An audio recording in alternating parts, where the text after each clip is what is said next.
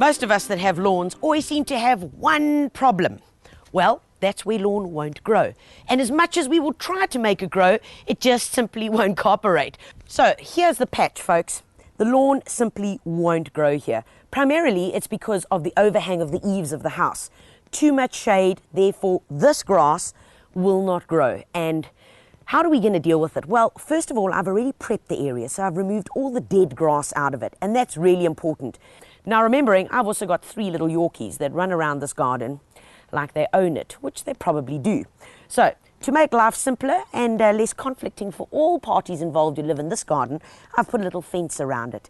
Just ordinary little plastic fencing. It's really dead easy. Couple of poles, few cable ties, and just pop it round. Of course, if you've got greyhounds, it needs to be up there. So what do we need to do? Well, first of all, I need to get down some compost here. Make sure you always add compost in. It really is important. Although when you're looking at the soil, it might look like it's okay, you can never add enough. So I'm going to get out 1 or 2 bags of compost, put it down here, and also add some bone meal.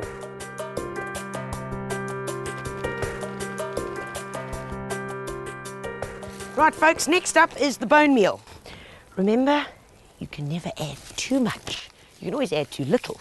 But don't be scared with the bone meal. It'll never burn your plants. It will never cause any damage. And just sprinkle it around really liberally.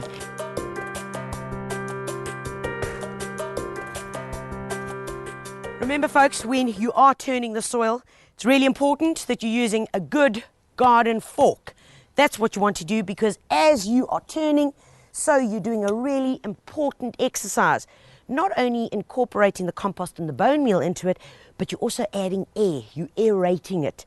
And as we know, and even if you didn't, that plants also need air in the soil. If the soil is too compact, the roots battle to grow. That's why in heavy clay soils, plants don't grow all that well. And that's because there isn't enough air particles in the soil.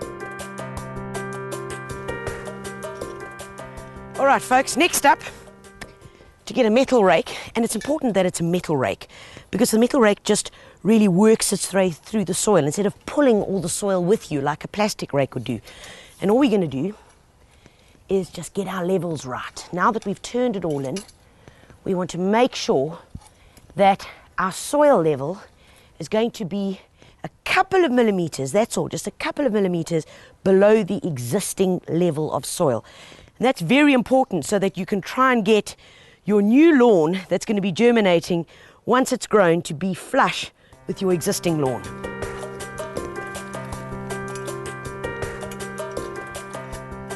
Folks, when you come across something like this, when you've already turned the soil, well, this is what you don't want.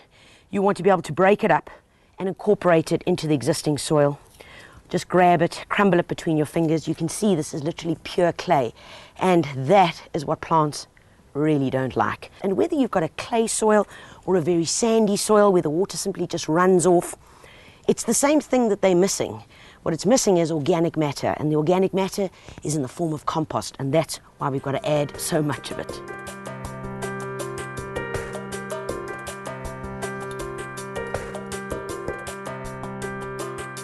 So now we get to the all-important decision of what type of grass seed do we sow. Well, here's the reassurance that any grass seed that you buy from any of the major brands available in South Africa, they are great. In fact, they're not only great, they are brilliant. Why? Because they've all been tested in South African conditions. All you've got to do is go into your local garden centre and check the packaging. Does it grow in full shade, or is it in kind of semi-sun? Is it in full sun, or is it going to get lots of traffic? Because there's a lawn seed for every application. Now, you'll also notice that I've only prepared a little area in front of me. Behind me, it's all still kind of lumpy and bumpy, and it's for the following reason. Once you start sowing the seed and you've raked it all nice and evenly, and then you start stomping on it, well, you're just going to have to rake it again. So I find it much easier. Prepare a small area, sow the seed, then move back, then prepare the next area. If you've got a very large lawn, then what I do suggest is you get a piece of plank.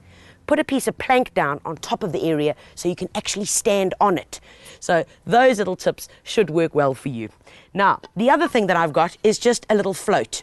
Now, you don't need a float like this. You can use something as simple as just a piece of plank that's cut into the right size. So, the rest is the easy stuff. Here we go. All you got to do is grab your little box. The most important part is that you can sew it as evenly as possible. And it's really important to sew it quite thick, because all of these little grass seeds that you buy in the packets like this, most of them are not creeping varieties. So it's not going to spread. So you need to sew them quite thick, because if you undersew, you're going to still end up with little patches.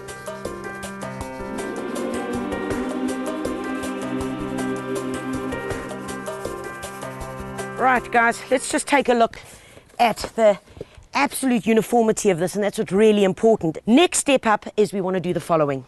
Take our metal rake once again, and now we're just going to rake it in, and that incorporates it into the soil. So it doesn't need to get turned in completely, because this lawn seed will germinate even if it is just sitting on the surface. Right, folks, we've raked it in and it's looking great. Final step is the following.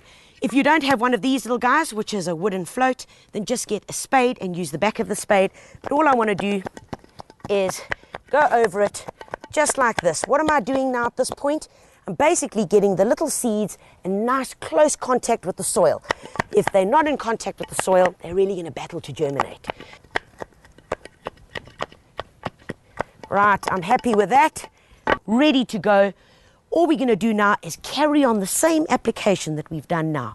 Follow it through segment by segment, and after that, within 10 days, these little guys will be germinating.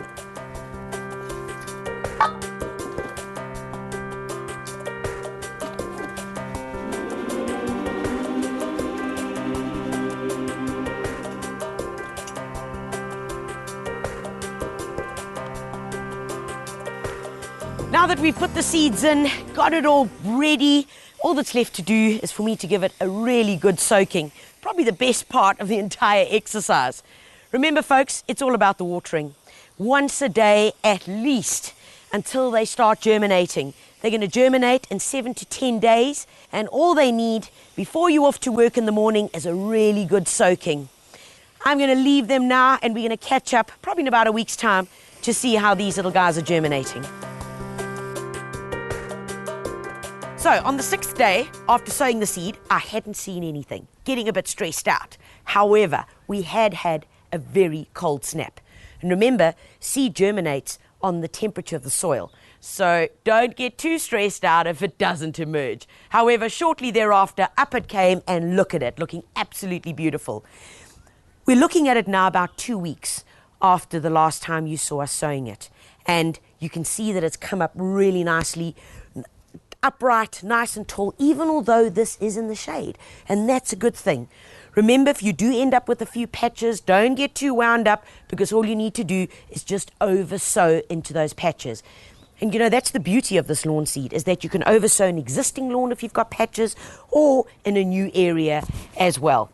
There is an application of lawn seed out there for you, whether you want it for your kids to be able to play on, so you need it quite tough, whether it's full sun or full shade, there will be one. Read the instructions carefully and follow the planting instructions as well.